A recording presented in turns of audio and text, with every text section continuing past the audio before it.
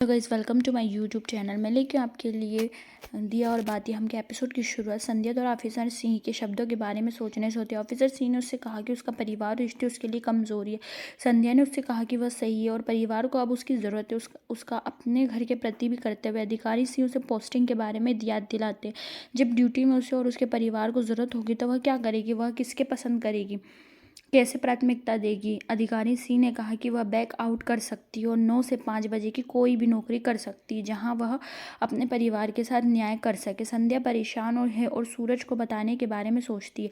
वह सोचती कि सूरज बहुत खुश है और उसका मूड ख़राब नहीं करना चाहती। सूरज उसके पास आता है और उससे अपना बैग पैक करने के लिए कहता है क्योंकि वे शादी के हॉल में होंगे। संध्या कहती है ठीक है और कपड़े बदलने चली जाती है।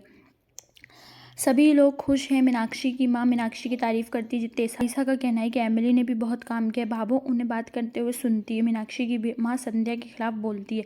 मीनाक्षी कहती है बहुत हो गया माँ। कविता आती है और मीनाक्षी उसका स्वागत करती है। वह कहती है कि भाभो ने आपके परिवार को भी आमंत्रित किया, आप अकेले क्यों आए हैं। भाभो कविता के बारे में सोचती है। कविता उससे अपने पति के बारे में झूठ बोलती है। मीनाक्षी उसके बारे में सोचती है। भाभो ने कविता का स्वागत किया। मोहित आता है और पूछता है कि आप कैसे। कविता कहती है ठीक है। मोहित कहता है मैं कविता का ख्याल रखूंगा। कविता उसे पुराने समय के बारे में सोचती है और जब भाभो ने उसे डांटा था और उसे अपने घर के अंदर नहीं आने दिया था। कविता सोचती कि भाभो सिर्फ संध्या की वजह से उसके साथ अच्छा व्यवहार कर रही है। वह सोचती कि संध्या कौन है और उसे देखना होगा। मीनाक्षी कविता की प्रशंसा करती। भाभो और एमिली छवि को लेकर आते हैं। ताइसा भाभो से अनुष्ठान शुरू करने के लिए कहती। भाभो संध्या को बुलाती। कविता देखती और कहती सूरज की पत्नी और भाभो के आईपीएस अधिकारी देखते हैं उनमें क्या खास है। संध्या तैयार हो रही है। सूरज किसी और के साथ आता है। कविता सोचती कि वह क्या संध्या है। वह कहती कि संध्या कौन है। भाभो संध्या को खास लाने के लिए डांटती है। उसने उससे कुछ और मांगा। संध्या को गलतफहमी हुई। मीनाक्षी की माँ संध्या को ताना मारती है। अन्य महिलाएं भी संध्या को ताने देने लगती। कविता को लगता है कि संध्या ने उन्हें जवाब नहीं दिया। भाभो संध्या से पूछती है कि मैं इस घास का क्या करूंगी। वह सबके सामने संध्या को डांटती। संध्या कहती नाराज मत हो भाभो, मुझे इस गलती के लिए माफ कर दो। कविता अंत संध्या को देखती। भाभो अनुष्ठान करती। कविता कहती है वह एक है, दोनों एक दूसरे के लिए अच्छे मैच है, एक अंधा और एक गूंगा। यह अच्छा है कि मैं इस परिवार से निकल गई, अन्यथा मैं भाभो की डांट सुनकर संध्या की जगह होती।